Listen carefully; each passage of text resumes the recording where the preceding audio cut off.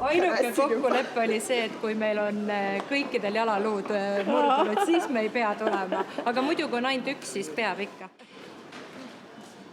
Istu ära ja sellepärast, et varsti peab nagu liigutama ennast.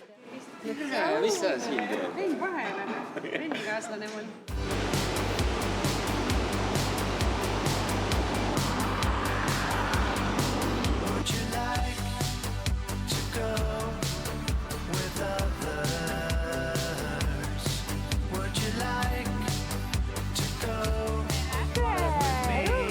Mõtted lähevad mujale,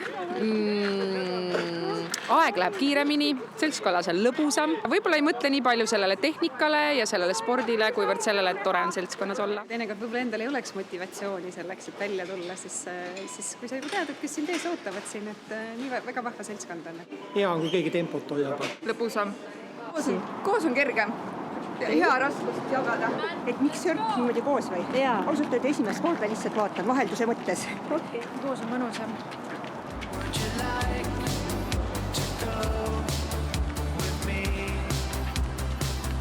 Olen ammu märganud, et igal pool on sellised sörgid. Ma üldse nagu ei teadnud sellest midagi, väga palju, selles ma neist nägin, et inimesed sörgivad koos ja ma mõtlesin ammu, et tahaks õudselt Kohila inimesi rohkem liikuma saada.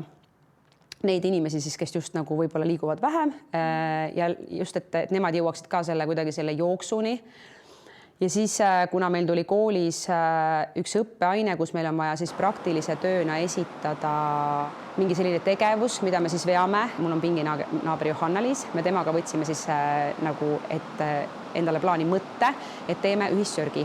Mina teen Kohilas, Kohila ühissörgi, tema teeb Haapsalus, Haapsalu ühissörgi. Tean, et Kohilas ma olen selle 16 sörgiga suutnud jooksma meelitada 40 jooksjat ja väga mitmed sellised jooksjad on tulnud jooksma, kes pole mitte kunagi jooksnud. On sündinud väga palju isiklikke rekordeid, näiteks osad on teinud niimoodi, et nad pole kunagi jooksnud, on tulnud jooksma ja iga jooksu, nagu iga sörgiga on siis parendanud oma sörgi aega justkui, mis on väga imetlusväärne. Ja meil on alati nii, et kui kellelgi on raske, keegi näiteks täna ei jõua, täna ei ole tema päev, siis on alati see, et me ei tee kunagi nii, et meil on üks grupp ja teine grupp, vaid me siis ootame justkui neid aeglasemaid järgi. Esimesed võtavad natuke tempot maha või siis laseme need aeglasemad ette jooksma, et siis justkui jookseme nagu nende tempos. Just sellepärast, et hoida seda ühtset joont, et olla nagu grupina kogu aeg koos. Kõige esimene sörk novembri lõpus, kui me tegime kõige esimest sörki, siis oli maapind hästi jäine. Ma mäletan, et üks naine veel kirjutas mulle niimoodi, et tal oli kindel plaan tulla jooksma ja ta vist pani kodumaja ees juba kukkus. Ehk siis ta jätiski tulemata, sest nii libe oli. Et ja, me oleme jooksnud väga kõva tuulega.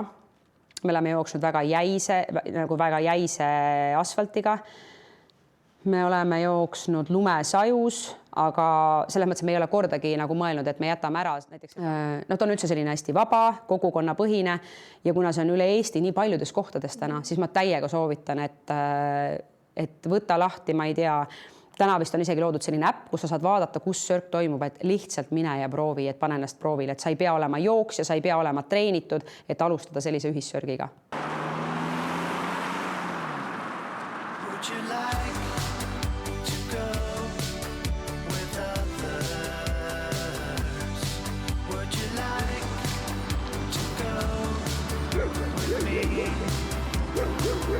Yeah.